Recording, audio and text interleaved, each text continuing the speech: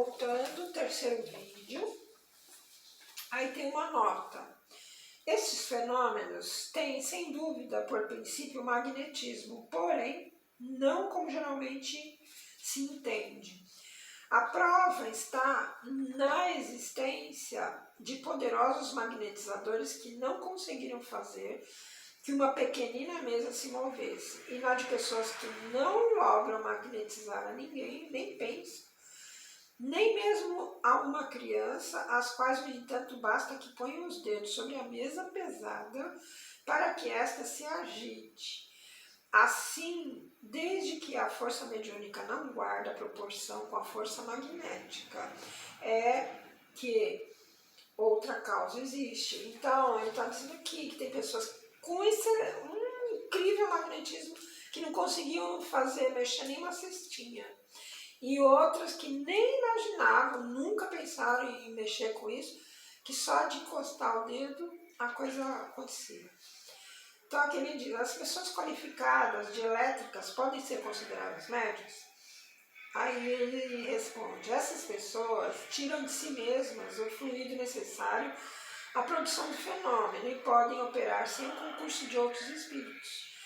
Não são, portanto, médiuns no sentido que se atribui a esta palavra, mas também pode dar-se que um espírito as assista e se aproveite de suas disposições naturais. Sucede com essas pessoas o que ocorre com os sonâmbulos, que podem operar com ou sem concurso de espíritos estranhos. Aí ele está falando para ver o capítulo dos médiuns, relativo a médiuns sonâmbulos. Aí, pergunta 21. O espírito que atua sobre os corpos sólidos pode movê-los se coloca na substância mesma dos corpos ou fora dela? Ele pergunta se o espírito que atua sobre os corpos sólidos pode mover se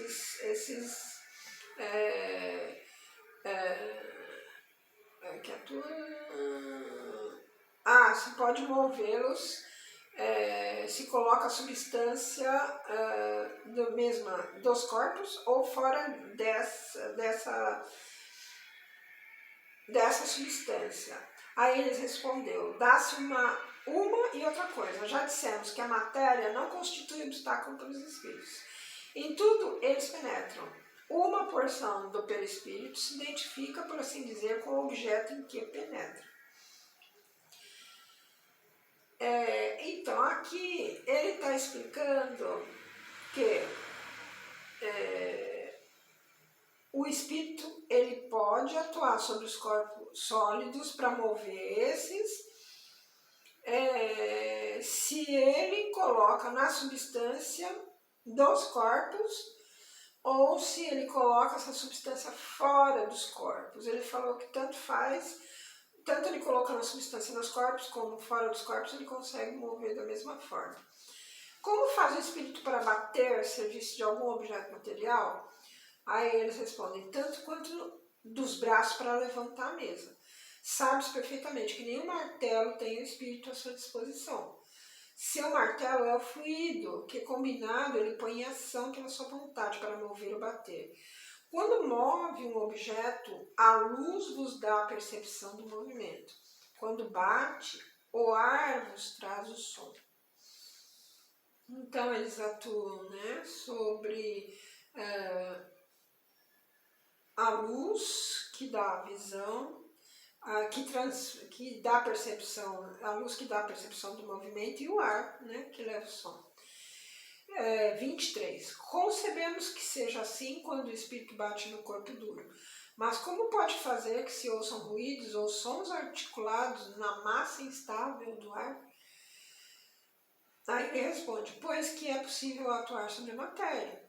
Tanto pode ele atuar sobre uma mesa como sobre o ar.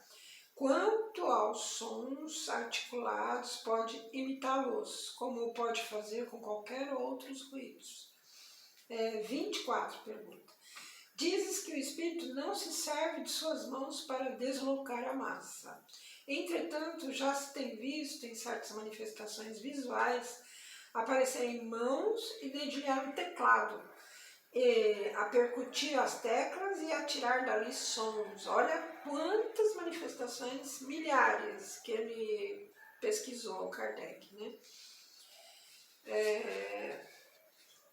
Nesse caso, o movimento das teclas não será devido, como parece, à pressão dos dedos, e não é também direta, real uma pressão quando se faz sentir sobre nós, quando as mãos que se exercem deixam marcas na pele. Aí ele responde: não podeis compreender a natureza dos espíritos, nem a maneira por que atuam, senão diante de comparações, que de uma ou outra coisa apenas vos dão ideia incompleta, e errareis sempre que quiserdes assimilar aos vossos os processos de que eles usam. Eles necessariamente hão de corresponder à organização que lhes é própria. Já não disse para você que o fluido do perispírito penetra a matéria? O fluido do perispírito penetra a matéria. E com ela se identifica e a anima de uma vida rápida, né? Pois bem, quando o espírito põe os dedos sobre as teclas, realmente os põe e de fato as movimenta. Porém, não é por meio da força muscular que exerce a pressão. Ele as anima como faz com a mesa e as teclas, obedecendo-se com a vontade, com a força de vontade, que abaixam e tangem as cordas do piano. Aqui eu abro um parêntese. A importância da gente desenvolver o foco. Nesse mundo aqui, a gente tem tudo mais difícil. Quando você vai para o plano espiritual, que você tem uma mente mais ampliada, que você já tem essas informações, e você sabe que lá tudo acontece pela vontade, você é capaz de fazer coisas fantásticas dependendo do grau de evolução que você vai adquirindo. Tudo no plano espiritual acontece pela força da vontade. Por isso que eu sempre falo, as pessoas que chegam com 70, 80, 90 anos e acham que vão morrer, que não é o corpo, elas não acham que é o corpo, elas acham que elas inteiras vão desaparecer, elas chegam do outro lado espiritual sem vida também. É a vontade. É a vontade atuando sobre aquilo que elas acreditam. Daí a importância da gente ampliar as nossas crenças, da gente estudar, da gente entender melhor o que acontece com nós espíritos dentro de um corpo. Alexa, desliga. Dentro desse corpo, como que nós podemos controlar os nossos pensamentos? Pela força da vontade, mudá-los. Mudar a nossa vontade, por exemplo, de sair do estado de desistência. Não dá nada certo, eu não vou arrumar emprego, eu não vou sair disso. Muda vai mudando essa vontade. Eu quero que dê certo, eu quero conseguir aquilo, eu quero que eu tenho vontade de ter aquilo, eu tenho vontade de ser certa pessoa.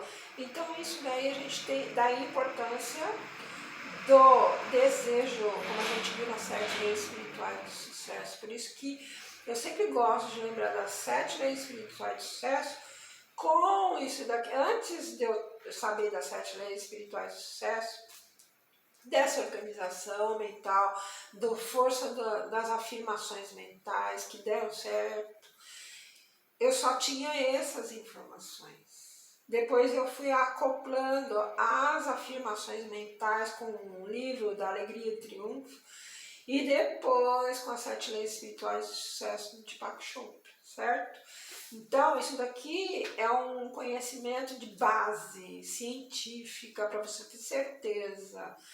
Os outros são complementos que você agrega, certo? Então, aqui é uma base que hoje, com o conhecimento que eu tenho, eu presto mais atenção nisso. Na época não, na época eu estava interessada só em pegar a informação que eu não tinha, né? Agora eu relendo isso daqui, eu estou passando essas informações a limpo. Então, eu vou interromper o vídeo aqui, vou continuar na próxima semana e terminar esse capítulo. Esse capítulo é longo, eu acho que vai acontecer isso com vários capítulos. Eu só vou terminar de ver aqui e ler esse parágrafo. Em tudo isto, uma coisa ainda se dá, que é difícil você será compreender, é que alguns espíritos tão pouco adiantados se encontram e em comparação com os espíritos elevados, eles são tão materiais, se conservam, que guardam as ilusões da vida terrena e julgam fazer como quando tinham um corpo de carne. Tem espíritos que realmente, eles acham que eles estão vivendo lá na casa, que ninguém conversa com eles, que está bravo com eles, que vão no trabalho, ninguém conversa e assim vai. Não percebem a verdadeira causa dos efeitos que produzem, mais do que um camponês compreende a teoria dos sons que articula. Perguntar-lhes como é que tocam piano e vos responderão que batendo os dedos nas teclas, porque julgam ser assim que o fazem. O efeito se produz instintivamente neles, sem que saibam como, se bem lhes resulte da ação da vontade. O mesmo ocorre quando se exprimem por palavras. Então, fica valendo à vontade no plano espiritual. Daí a importância da gente ter, procurar aprender e desenvolver desejos de construção, certo? E a nota final é: destas explicações decorre que os espíritos podem produzir todos os efeitos que nós outros homens produzimos, mas por meios apropriados à sua organização. Algumas forças que lhes são próprias substituem os músculos de que precisamos para atuar, da mesma maneira que para o mudo o gesto substitui a palavra que lhe falta, certo? São explicações bem didáticas, bem comparativas com aquilo que a gente pode entender, mas que ainda não são absolutas. São explicações que eles tentam aproximar daquilo que a gente conhece. Os orientais sempre falam, né, que tudo que a gente vê à volta é só uma ilusão. E na verdade, a gente ainda está tão entranhado na matéria que fica difícil conceber isso. Mas eu acredito que quando a gente passa pelo lado de lá fica bem mais fácil de entender. Então até a próxima semana, espero que vocês aproveitem essas informações para ir sedimentando a fé, para ir sedimentando muitas coisas que vocês já viram e se perderam por não entender, ficaram sem fé, ficaram sem acreditar. É para isso que eu estou colocando essas informações aqui, porque essas informações me deram base para eu construir algo sólido em termos espirituais, em termos físicos também. Até a próxima semana.